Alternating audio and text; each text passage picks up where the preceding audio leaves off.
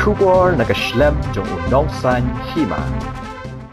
Ka kinhon niya lekay jong ka Rangdajied United Football Club kalarung sa final hagalumpung niya lekay Meghalaya State League arajar arpulay bala penyat di Meghalaya Football Association hadin makalalaban Pynliem no yung Shalong Lajong Football Club da laiko laar Lyngba ka tiebreaker hamadan MDSA Stadium Maukerwan. Hagani ka snila sakhilang ya gajing yele kai semi-final kabade ka wat ka baar daw menteri katanat puli puthi ka sarkar jilla rakam is sangma harengkat ka jinga donlang uba renikton lingdo tongkhar MLA ka Maukerwan uba Himalaya Muktan Sangpliang Advisor Education Department uba Ti Lingwa Deputy Commissioner Southwest Khasi Hills bat ki hajar ngut ki pat ba Rew 8 Football.